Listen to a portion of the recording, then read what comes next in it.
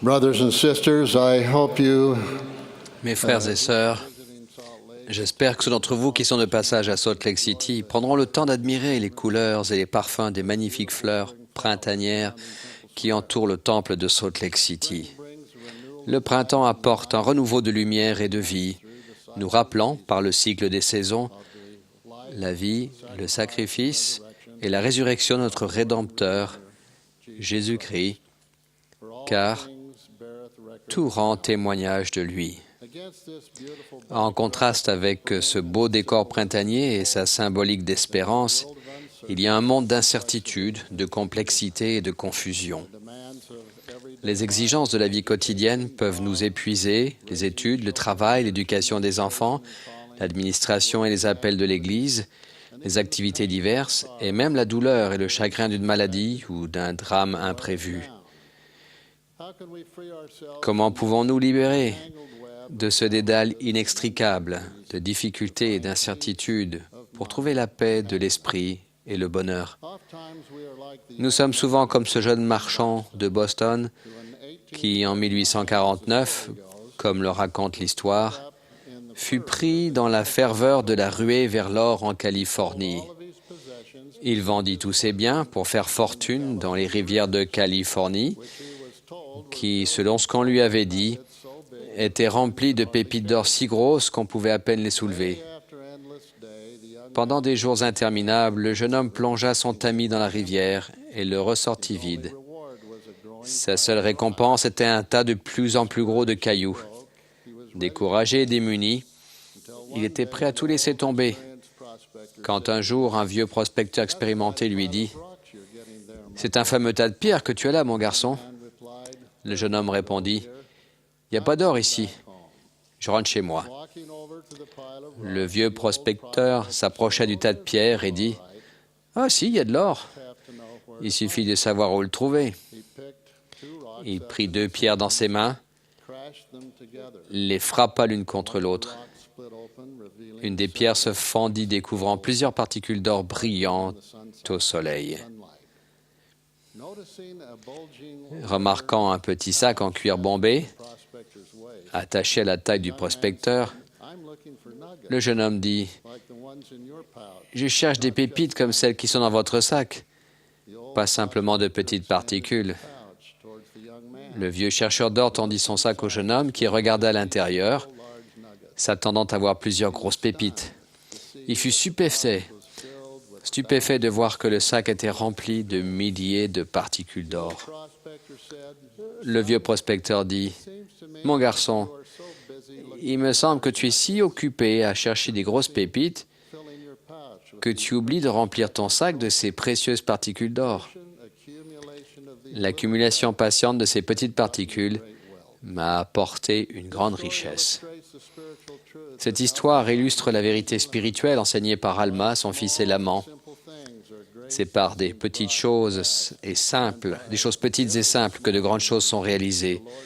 Et c'est par de très petits moyens que le Seigneur réalise le salut de nombreuses âmes. Frères et sœurs, l'Évangile de Jésus-Christ est simple, quels que soient nos efforts pour les compliquer.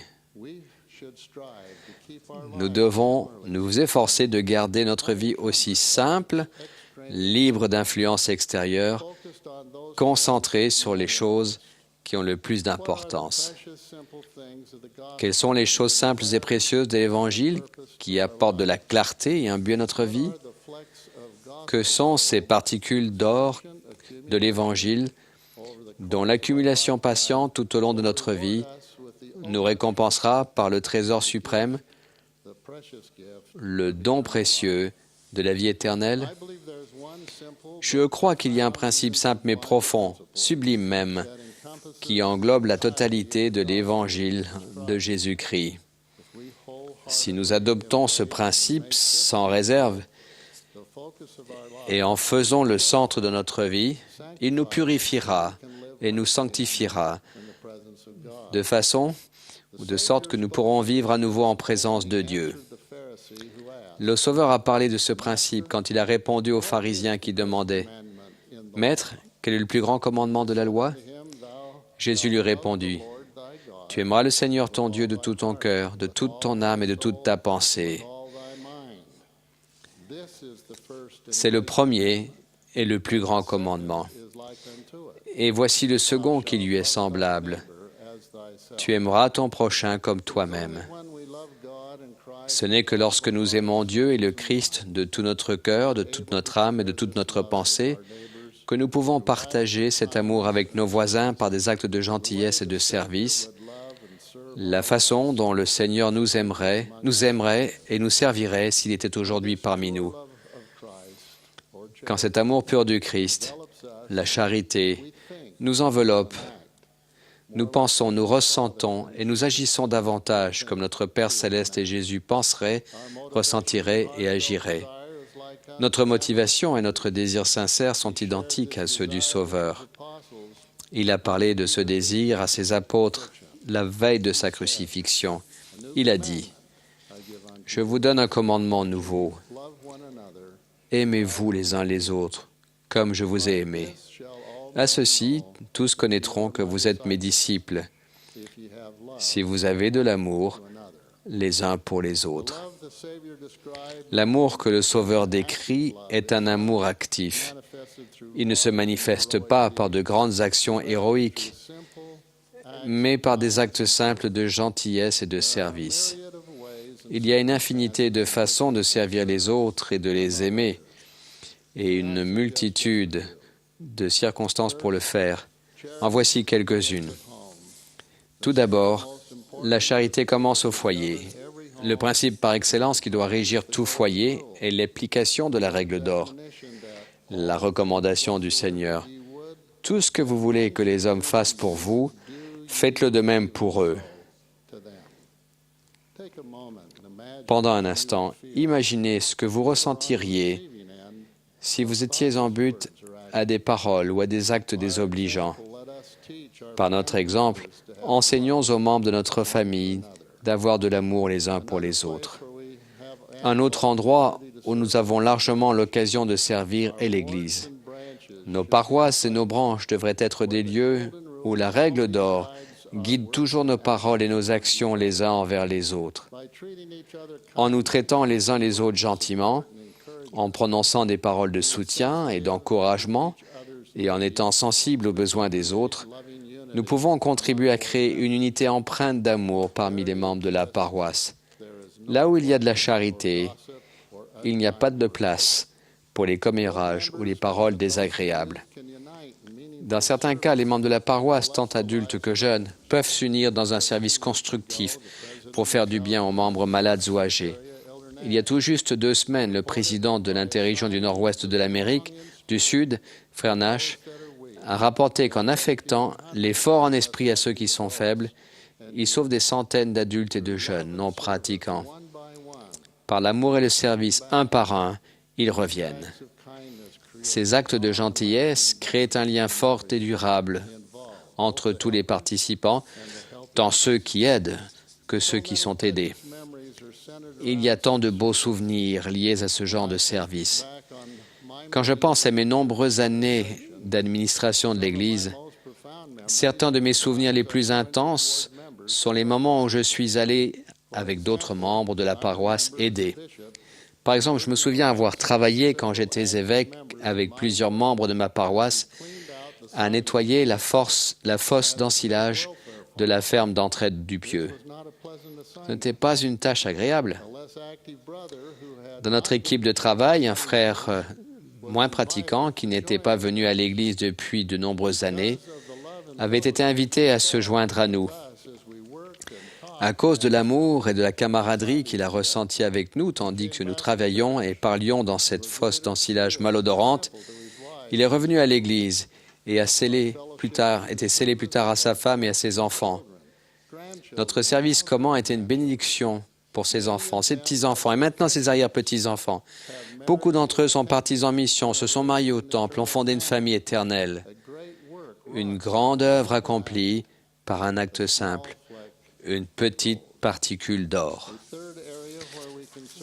Le troisième domaine dans lequel nous pouvons servir est notre collectivité. par une pure expression d'amour et de sollicitude, nous pouvons tendre la main aux gens qui ont besoin de notre aide. Beaucoup d'entre vous ont mis un t-shirt main serviable et ont travaillé sans relâche pour soulager les souffrances et améliorer votre communauté. Récemment, les jeunes adultes seuls du Pyô de Sendai au Japon ont rendu un service inestimable en recherchant les membres à la suite du tremblement de terre et du raz-de-marée dévastateur. Il y a tant d'innombrables façons de servir. Par notre gentillesse et notre service sincère, nous pouvons devenir les amis des personnes que nous servons. De ces amitiés découle une meilleure compréhension de notre dévouement à l'Évangile et le désir d'en savoir plus sur l'Église. Mon cher ami, Joseph Wirthlin, a parlé du pouvoir de ce principe quand il a dit « La gentillesse est l'essence de la grandeur. C'est la clé qui ouvre les portes et noue les amitiés. Elle adoucit les cœurs et forge les relations qui dureront toute la vie. » Une autre façon de servir les enfants de notre Père céleste est le service missionnaire, non seulement en tant que missionnaire à plein temps, mais aussi comme amis et voisins. La croissance future de l'Église ne se produira pas simplement du fait que l'on frappe à la porte d'étrangers. Elle arrivera quand les membres, avec les missionnaires, remplis de l'amour de Dieu et du Christ, discerneront les besoins et y répondront dans un esprit de service charitable. Quand nous ferons cela, mes frères et sœurs, les gens qui ont le cœur honnête sentiront notre sincérité et notre amour. Beaucoup voudront savoir davantage sur nous. Alors, et alors seulement, l'Église s'accroîtra et remplira la terre. Cela ne peut pas être accompli par les missionnaires seuls, mais nécessite l'intérêt et le service de chaque membre. Dans tout notre service, nous devons être attentifs aux incitations du Saint-Esprit. Le murmure doux et léger nous fera savoir qui a besoin de notre aide et comment nous pouvons aider. Le président Kimball a dit « Il est donc essentiel de nous servir mutuellement dans le royaume. Bien souvent, nos actes de service consistent en de simples encouragements ou en de l'aide dans des tâches terre-à-terre. Mais quelles glorieuses conséquences peuvent découler d'actions insignifiantes mais volontaires. » Et le président Monson a recommandé « Les besoins des autres sont toujours là, et chacun de nous peut faire quelque chose pour aider quelqu'un. À moins que nous nous perdions dans le service, notre vie ne sert pas grand-chose. » Frères et sœurs, je voudrais souligner à nouveau que l'attribut le plus important de notre Père céleste et de son Fils bien-aimé, que nous devrions désirer et chercher à posséder en nous-mêmes, est le don de la charité, l'amour pur du Christ. De ce don découle notre capacité d'aimer et de servir les autres, comme le Sauveur l'a fait. Le prophète Mormon nous a enseigné l'importance extrême de ce don et nous a dit comment nous pouvons le recevoir. C'est pourquoi, mes frères bien-aimés, priez le Père de toute l'énergie de votre cœur, afin d'être remplis de cet amour qu'il a accordé à tous ceux qui sont de vrais disciples de son Fils, Jésus-Christ, afin de devenir les fils de Dieu, afin que lorsqu'il apparaîtra, nous soyons semblables à lui, car nous le verrons tel qu'il est, afin que nous ayons cette espérance, afin que nous soyons purifiés comme il est pur.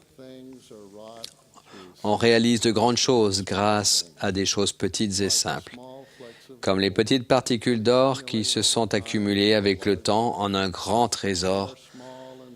Nos petits actes simples de gentillesse et de service s'accumuleront dans une vie remplie d'amour pour notre Père céleste, de dévouement pour l'œuvre du Seigneur Jésus-Christ et dominée par un sentiment de paix et de joie chaque fois que nous allons les uns vers les autres. Pâques approche. Puissions-nous montrer notre amour et notre connaissance pour le sacrifice expiatoire du Sauveur par des actes simples et compatissants de service envers nos frères et sœurs à l'Église et dans la collectivité. C'est là ma prière. Au nom de Jésus-Christ. Amen.